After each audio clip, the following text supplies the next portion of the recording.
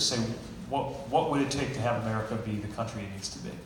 At the root of that is a sense of freedom and a sense of belonging that I think unites all of us. Now, there are different patterns of exclusion in the history of this country and in our present, but the most glaring have to do with the exclusion of people in communities of color.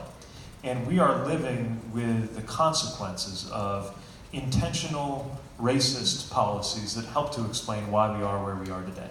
We see it in housing, we see it in health, we see it in income, we see it in assets, we see it in political representation. In every part of our society, we are living with these consequences, and they won't reverse themselves on their own.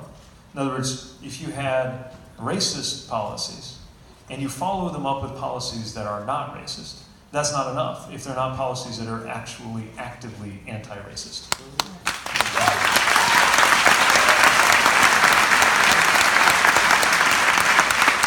And so my message to voters of color and communities of color is to watch what we have to say about policies and values, yes, but also watch what we are seeking to model in terms of how we build a campaign organization.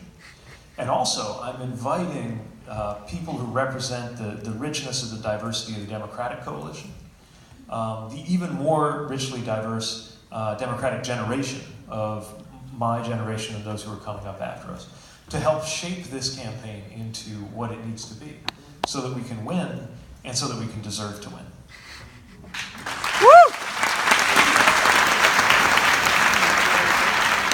So for voters who say that they feel like, I mean, part of the reason that I think a lot of voters are drawn to you already is they feel that you very openly share and they can very openly connect with your values, with the energy that you espouse. You know, I think people feel very comfortable, they feel welcomed in, and I think that's why even at this very early stage you're getting these, they're starting to have these questions now that, okay, well, I know how I feel, but what would you do policy-wise? I mean, I know it's a question that people ask with respect to, your experience, not having worked in Washington, but having executive experience as a mayor. Right.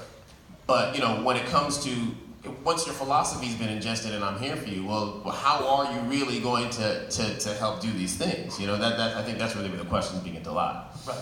And the answer begins with shoring up our democracy. So it sounds like one of those big things, democracy. It sounds very big. Generalities, nobody can be against, right? Only it turns out there's some very specific implications to that. Mm-hmm. If you are committed to democracy, then you have to make it easier, not harder, to vote. Yeah.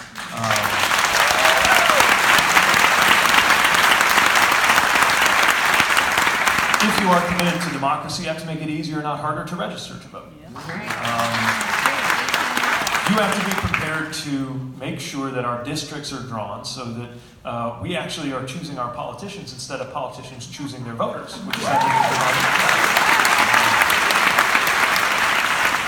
And if we can't get money out of politics without a constitutional amendment, if we can't be a true democracy that picks our president by giving it to the person who gets the most votes, without a constitutional amendment, that's what the constitutional amendment system is for. And so I'm out to advance structural reforms that will make this a more perfect union and a more democratic republic.